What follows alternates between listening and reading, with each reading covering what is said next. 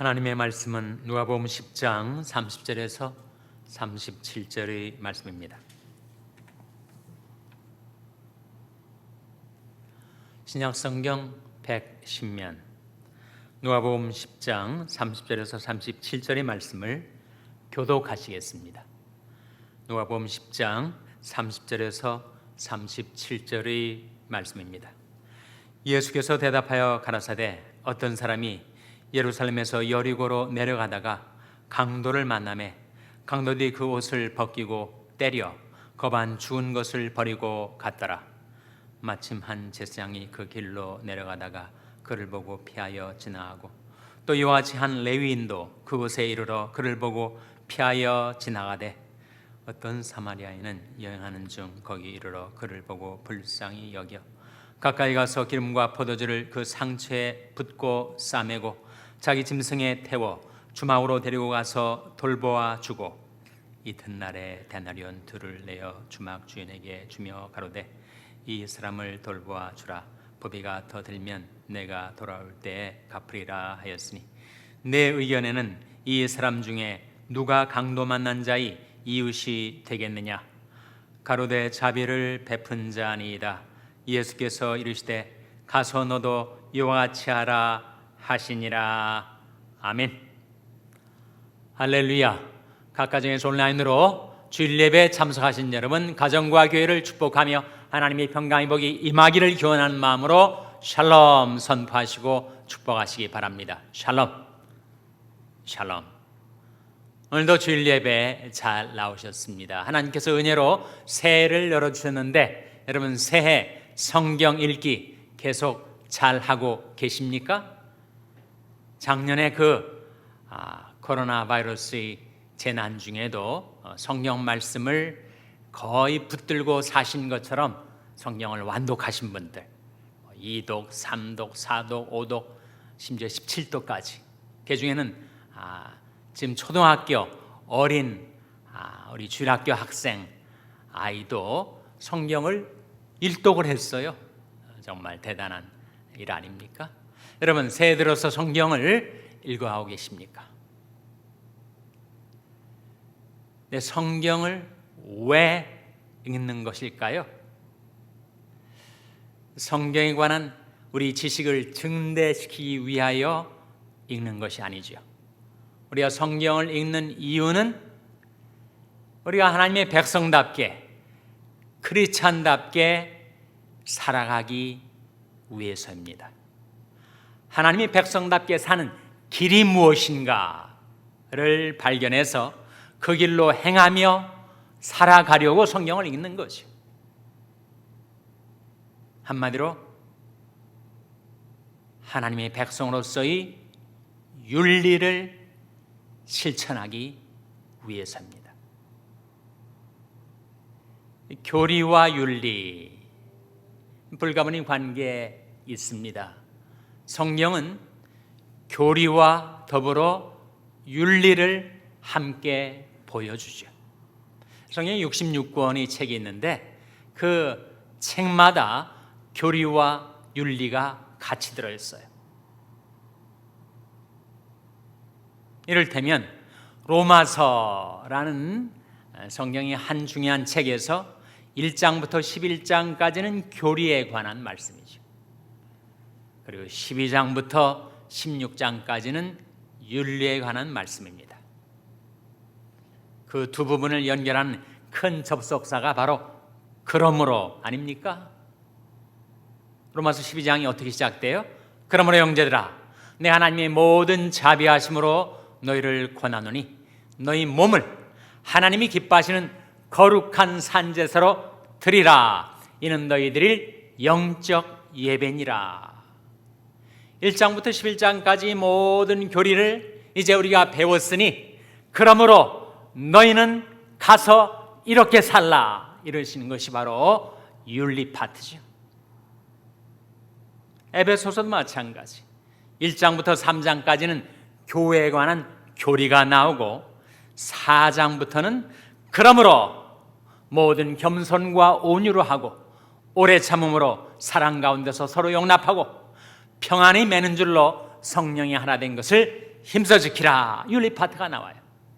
교리의 근거에서 윤리를 실천하라 하는 말씀이죠.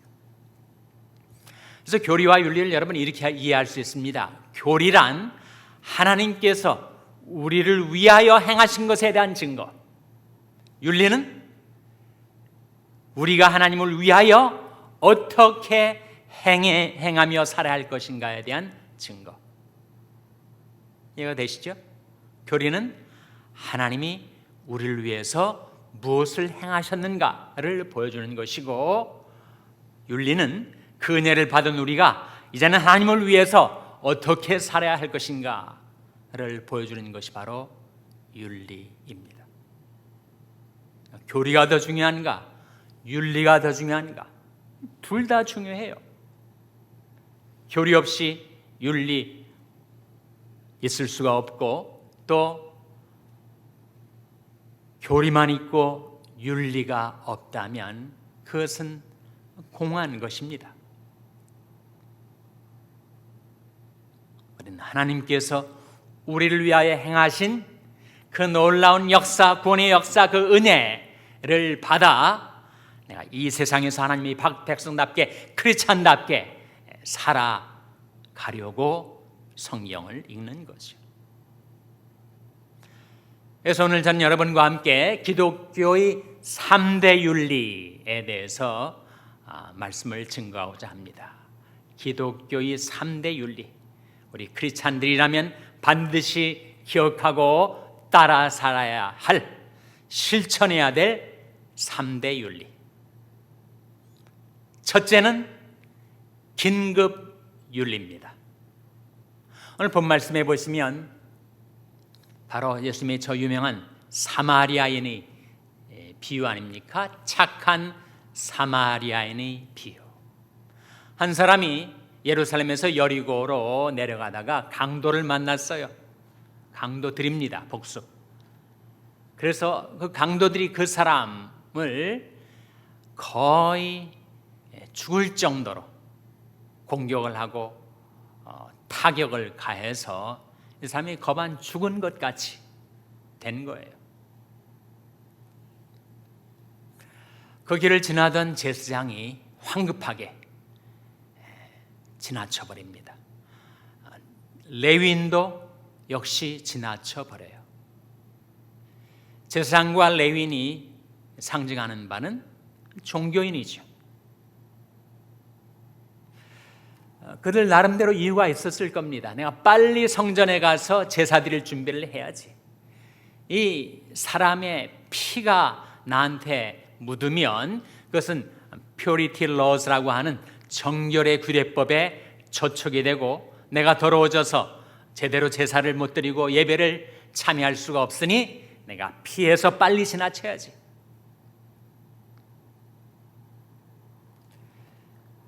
잘못된 교리, 율법주의적인 교리에 매여서 그들이 그 자리를 피한 것입니다. 그러면 교리는 좋은 것이지만 교리주의는 잘못된 것이에요. 권위와 권위주의도 마찬가지 아니에요? 권위는 좋은 것입니다. 아버지의 권위, 어머니의 권위, 스승의 권위, 권위가 무너진 사회는 균형을 상실하고 중심을 잡지 못하고 방황하고 무너져 가죠. 권위는 좋은 것이나 권위주의는 나쁜 것이죠. 교리는 좋은 것입니다. 그러나 교리주의, 특히 잘못된 교리에 매이게 되면 그 인생이 망가지게 되는 것입니다. 제사장과 레위인은 지나쳤으나 그 자리에 착한 사마리아인이 나가서 그를 구해주고 도와주고 살려주고, 그리고 그의 길을 갑니다. 왜? 교리로 무장했던 철저한 종교인들은 그 사람을 못 도와주었는데 이 사마리아인은 그를 도울 수가 있었는가? 그 동인이 무엇인가? 불쌍히 여겼기 때문이다. 33절 오늘 화면에 나온 말씀 같이 읽겠습니다. 시작. 어떤 사마리아인은 여행하는 중 거기 이르러 그를 보고 불쌍히 여겨. 그를 보고 어떻게 여겼다고요? 불쌍히 여겨. 그를 긍휼히 여기는 마음, 역지사지. 내가 만일 그 자리에 있다면 그 누군가 나를 도와줬어야 하지 않겠는가. 입장을 바꿔서 그를 이해하고 긍휼히 여기는 마음.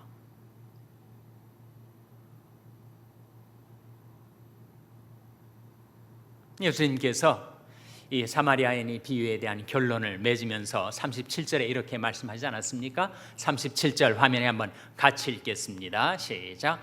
가로되 자비를 베푼 자니이다. 예수께서 이르시되 가서 너도 이와 같이 하라 하시니라. 예수께서 이르시되 가서 너도 이와 같이 하라. 이게 윤리죠. 기독교의 3대 윤리 중에 첫 번째는 긴급 윤리입니다. 그 뜻은 어리뻥뻥한 사회 동포주의, 나는 온 인류를 사랑한다가 아니라 지금 이 장소 이 시간에서 나의 도움을 가장 필요로 하는 자가 바로 나의 이웃이다. 그래서 그에게 긍휼을 베풀어주는 그 윤리를 실천하라. 긴급윤리란 바로 긍휼윤리입니다. 불쌍히 여겨서 지금 이 장소 이 시간에서 나의 도움을 가장 절실하게 필요로 하는 자를 도와주는 것, 그것이 바로 긴급윤리죠. 김전호 목사님이 활빈교회 시절에 정말 가난한 교인들하고 씨름하면서 목회를 해나갈 때 슬픈 소식이 들려왔어요. 청년 중에 하나가 자살을 했다는 거예요. 그래서 같은 교인 중에 청년을 데리고 이제 달려가 봤는데 무슨 가난해서인지 무슨 사연인지 자살을 한 거예요. 그래서 장례를 치러주려고 하는데 청년 중에 한 사람이 이렇게 말하더란 거예요. 목사님, 그 사람 장례 치러주면 안 되는 거 아니에요? 자살한 사람은 지옥 간다는데 그 교리적으로 안 맞는 거 아닙니까? 김전호 목사님 대답이,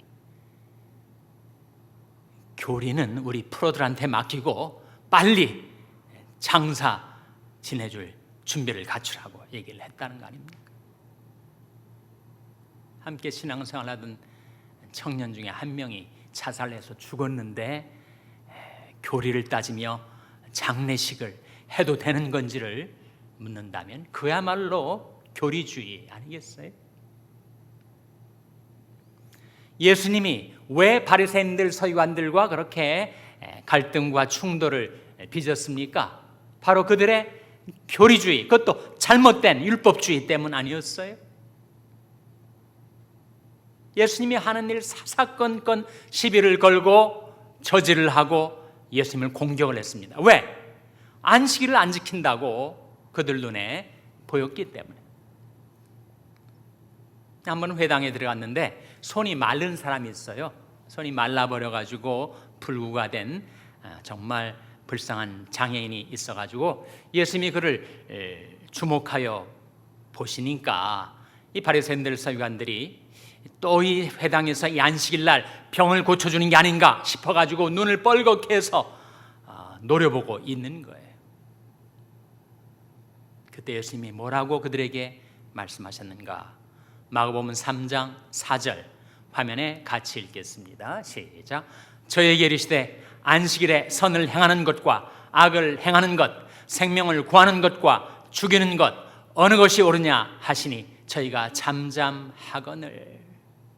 그 잘못된 교리주의와 율법주의에 사로잡히는 그들을 향하여 예수님께서 명쾌하게 안식일에 선을 행하는 것과 악을 행하는 것, 생명을 구하는 것과 죽이는 것 어느 것이 옳으냐 이렇게 말씀하시는 겁니다. 우리가 왜 신앙생활을 하는 거예요? 그것은 우리가 생명을 살리기 위하여, 선을 행하기 위하여, 인생의 의미는 바로 거기에 있는 거죠. 내가 미약하지만 조금이라도 남에게 도움이 되고 위로가 되고 유익이 되고 그에게 긍휼과 사랑을 베풀 수 있다면 내 인생은 가치 있는 것, 의미가 있는 것 아니겠습니까? 예수님의 이 질문과 도전, 안식일에 선을 행하는 것이 옳으냐, 악을 행하는 것이 옳으냐, 생명을 살리는 것이 옳으냐, 생명을 죽이는 것이 옳으냐. 기독교인의 3대 윤리 중에 하나는 바로 이 긴급 윤리, 긍휼 윤리, 사랑 윤리. 지금 이 장소 이 시간에서 나의 도움을 가장 절실하게 필요로 하는 자에게 내가 도움이 될 수가 있는가? 내가 위로가 될 수가 있는가? 내가 힘이 될 수가 있는가? 내가 긍휼과 사랑을 베풀 수가 있는가? 그것이 첫 번째 윤리입니다. 여기에 비춰볼 때 이번에 미 의사당 난입사건, 소위 QAnon이라는 사람들이, QAnon 사람들은 다 교리주의자들입니다. 교조주의자들이에요. 극보수에 위치해 있지만 극단주의자고 과격주의자입니다.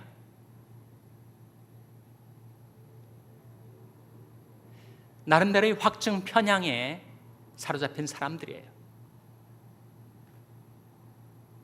아무리 자기가 옳다고 생각이 들더라도 나타난 결과를 놓고 한 번쯤은 돌이켜 생각해 봐야 하는 거 아니에요? 의회에 대한 공격, 민주주의에 대한 공격을 운운하기 전에 이 사건으로 인해서 6명이 고귀한 생명이 죽임을 당했다. 그러면 한번 자신들의 확증과 윤리의 결과에 대해서 한번 생각해 봐야 하는 거 아닙니까? 내 나름대로 믿는 것과 내 행위가 사망을 위해서 열매를 맺었다면 그 뭔가가 잘못된 것은 아닐까 한번 돌이켜 봐야 하는 거 아니겠어요?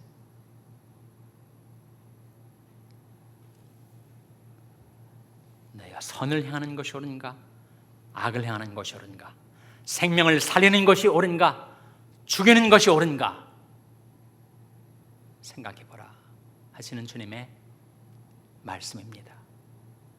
서로 인자하게 하며 불쌍히 여기며 서로 용서하기를 하나님이 그리스도 안에서 너희를 용서하심과 같이 하라. 생명을 사모하고 장수하여 복받기를 원하는 자가 누구냐? 내 혀를 악에서 금하며 내 입술을 괴사한 말에서, 괴사한 말은 거짓말을 말합니다. 금할지어다. 악을 버리고 선을 행하며 화평을 찾아 따를지어다. 마지막으로 너에게 말하노니, 자, 베드로전서 3장 8절 화면에 같이 읽겠습니다. 같이 읽겠습니다. 시작. 마지막으로 말하노니 너희가 다 마음을 같이하여 채우라며 형제를 사랑하며 불쌍히 여기며 겸손하며. 이것이 바로 기독교의 3대 윤리 중에 첫 번째 긴급윤리, 긍휼윤리. 너희가 다 마음을 같이하여 채우라며 형제를 사랑하며 불쌍히 여기며 겸손하며 악을 악으로 욕을 욕으로 갚지 말고 도리어 복을 빌라. 이를 위하여 너희가 부르심을 입었으니 이는 너희로 하여금 복을 유업으로 받게 하려 함이니라. 우리가 이 긴급윤리, 긍휼윤리를 실천하면 하나님께로부터 복을 받게 된다는 말씀이죠. 둘째로 우리 기독교의 3대 윤리 중에 두 번째는 바로 성령윤리입니다. 성령윤리. 갈라디아서 5장 6절 화면에 나온 말씀 같이 읽겠습니다. 시작. 내가 이르노니 너는 성령을 쫓아 행하라. 그러면 육체의 욕심을 이루지 아니하리라. 내가 이르노니 너희는 성령을 쫓아 행하라. 그리하면 육체의 욕심을 이루지 아니하리라는 말씀입니다. 여러분, 인간이 하나님의 말씀을 따라 살아가는데 가장 큰 장애물이 바로 욕심 아닙니까? 이 욕심 때문에 서로 싸우고 거짓말하고 죽이고 그렇게 살아가는 거 아니에요? 권력에 대한 욕심, 재물에 대한 욕심, 쾌락에 대한 욕심, 온갖 욕심들 때문에 우리가 하나님의 백성답게 이 세상을 살지 못합니다. 그런데 그 욕심이라는 장애물을 내 의지와 신념으로 넘어설 수가 있는가? 불가하다는 거예요. 그것은 오직 성령을 쫓아 행할 때만 우리가 욕심을 넘어설 수가 있습니다. 그래서 기독교의 윤리는 성령 윤리예요. 내 도덕의식, 내 종교의식, 그것에 의해서 그 윤리를 실천할 수가 없고 불가능하고, 왜? 이 욕심 때문에, 이 육신 때문에. 우리가 성령을 쫓아 행하면 육체의 욕심을 이루지 않게 됩니다. 그래서 기독교의 윤리는 성령 윤리예요. 성령을 힘입어서, 성령의 도움을 받아서, 성령에 이끌려서, 성령의 능력 안에서 그 말씀을 따라 실천하며 살아가는 것이 기독교 윤리입니다. 하나님의 자녀들, 크리스찬들에게는 성령이 와 계시니까. 로마서 8장 14절 화면에 같이 읽겠습니다. 시작. 무릇 하나님의 영으로 인도함을 받는 그들은 곧 하나님의 아들이라. 하나님의 영으로 인도함을 받는 그들이 하나님의 아들이니 하나님의 아들에게는 하나님의 영의 인도가 있다라는 약속의 말씀 아닙니까? 하나님의 자녀들에게는 성령이 와 계시죠. 그 성령께서 우리로 하여금 육신이 욕심에 매여 하나님의 말씀대로 살지 못했던 나를 변화시키셔서 성령의 능력 안에서 육체의 욕심을 극복하고 하나님의 말씀, 하나님의 뜻을 실천할 수 있는 그런 사람으로 우리를 변화시켜 주시는 겁니다.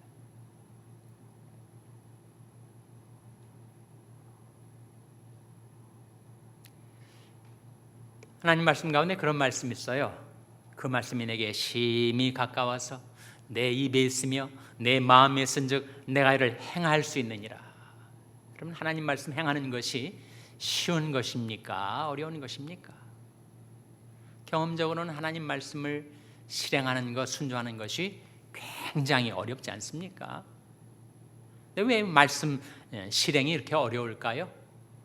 바로 이 육신 때문에, 내 안에 있는 욕심 때문 아니었어요?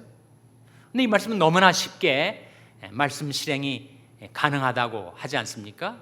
이 말씀이 내게 심히 가까워서 내 입에 있으며 내 마음에 있은즉 내가 이를 행할 수 있느니라. 그 비밀이 바로 성령을 쫓아 행할 때, 성령의 능력 안에서 살아갈 때, 그때 하나님의 뜻을 실행하기가, 말씀을 순종하기가 쉬워진다는 거예요. 하나님은 우리에게 말씀을 맡기셨습니다. 그 말씀을 실행하며 순종하며 실천하며 살아가는 것이 바로 기독교의 윤리인데, 그것은 성령 안에서 가능케 되는 것이다. 디모데후서 1장 14절 화면에 같이 읽겠습니다. 시작.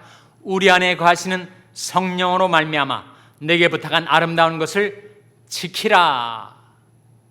어떻게 지킬 수 있다고요? 우리 안에 거하시는 성령으로 말미암아 내게 부탁한 아름다운 것. 우리에게 부탁한 아름다운 것이 뭐예요? 복음 아닙니까? 말씀 아닙니까? 우리가 어떻게 말씀을 지켜 살 수 있다고요? 우리 안에 거하시는 성령으로 말미암아. 이게 바로 성령 윤리입니다. 내 노력, 내 결심, 내 의지, 그것에 의해서 크리스찬답게 살 수 있게 되는 것이 아니고, 인간의 죄성 때문에, 인간의 욕심 때문에 우리는 그 말씀대로 살지 못하던 자였으나 성령께서 오셔서 나로 하여금 그 말씀을 지켜 살 수 있게 도우신다. 그것이 바로 성령 윤리입니다. 셋째로 기독교의 윤리는 바로 첫째가 긴급윤리, 둘째가 성령윤리, 셋째가 온전윤리입니다. 마태복음 5장 48절 화면에 같이 읽겠습니다. 시작. 그러므로 하늘에 계신 너희 아버지 온전하심과 같이 너희도 온전하라. 예수님이 산상수훈 가운데 하신 말씀인데, 그러므로 하늘에 계신 너희 아버지 온전하심과 같이 너희도 온전하라. 이것이 바로 온전윤리예요. 온전윤리. 여러분, 우리가 지금까지 살면서 살인하지 않았고 간음하지 않았고 도적질하지 않았다고 기독교인의 윤리를 다 실천한 것인가? 결코 그렇지 않다는 거예요. 우리 윤리는 온전 윤리이기 때문입니다. 내가 성경에 또는 십계명에 몇 계명을 지켰다고 내가 기독교 윤리를 다 실천했다고 할 수 없는 이유는 우리의 목표, 우리의 지향, 우리가 추구하는 기독교 윤리는 바로 온전 윤리이기 때문에. 어디에 이르기까지라고요? 하늘에 계신 너희 아버지의 온전하심과 같이 너희도 온전하라. 이건 예수님이 하신 윤리의 높은 표준이지, 또 신약, 특별히 산상수훈에서의 정말 인간이 도달하기 어려운 절대적인 표준이지, 다른 성경은 또 그렇게 말씀하지 않지 않는가? 구약은 또 온전윤리를 말하지 않지 않겠는가?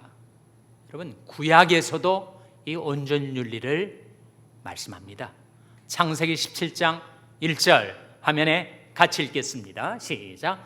아브라함이 99세 때 여호와께서 아브라함에게 나타나서 그에게 이르시되 나는 전능한 하나님이라 너는 내 앞에서 행하여 완전하라. 하나님이 아브라함에게 하신 말씀인데, 나는 전능한 하나님이라 너는 내 앞에서 행하여 무엇하라 라고 하셨습니까? 완전하라. 이게 바로 온전윤리예요. 구약이든 신약이든 우리가 다 아브라함의 믿음을 좇는 신앙인들인데, 우리 신앙인들의 윤리는 무엇인가? 바로 온전윤리. 여러분, 그렇다면 우리가 하나님의 전지전능하심처럼 우리도 전지전능해지라는 말씀이 물론 그것은 아니죠. 하나님이 속성 가운데 능력적인 속성이 있고 인격적인 속성이 있는데, 바로 인격적인 면에서의 온전함의 추구입니다. 그래서 같은 평행 구절인 이 산상순이 이 말씀을 누가복음 6장에서는 너희 아버지 자비하심 같이 너희도 자비하라. 자비라고 그 온전의 내용을 밝혀줘 주시고 있죠, 여러분.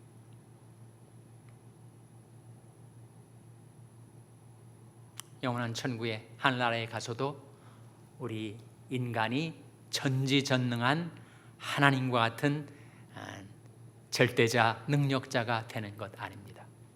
그러나 우리의 인격은, 우리의 영혼, 우리의 마음은 하나님과 같이 변화되는 것, 하나님의 형상으로 우리 주 예수의 인격으로 변화되는 것, 그것이 우리가 추구할 온전 윤리죠.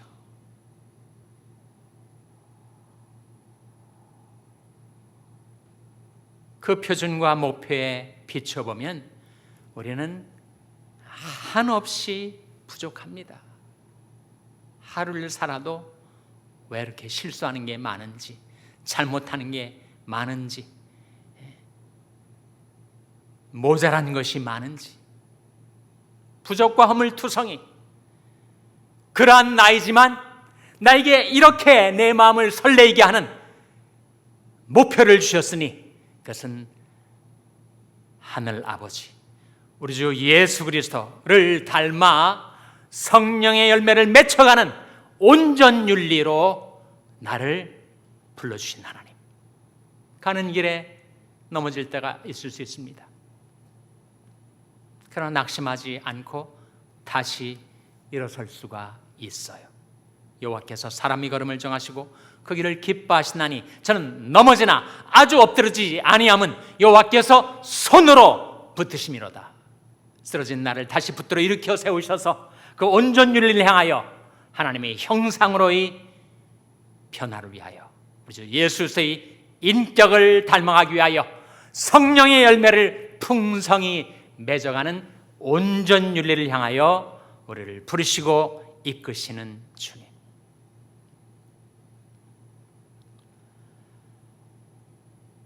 하나님께서 은혜로 새해를 열어주셨는데 이 새해를 어떻게 내가 살아갈 것인가를 놓고 기독교의 3대 윤리를 여러분에게 증거했습니다. 그 3대 윤리란 바로 긴급윤리, 바로 긍휼윤리인데 긴급윤리, 성령윤리, 온전윤리입니다. 긍휼을 베풀고 성령을 따라 살아가고 그리고 온전을 향하여 새해를 살아가시는 여러분 되시기를 주님의 이름으로 축원합니다. 기도하시겠습니다. 하나님 아버지, 은혜로 이루신 새해를 살아갈 때 제디 하나님의 백성답게 크리스찬답게 신앙인답게 이 새해를 살아갈 수 있게 하여 주시옵소서. 그리 살라고 가서 너도 이와 같이 하라고 주님이 이르신 말씀 긍휼윤리와 성령윤리와 온전윤리를 날마다 실행하며 실천하며 살 수 있게 해주시기를 바라옵고 예수님의 이름으로 기도하옵나이다. 아멘.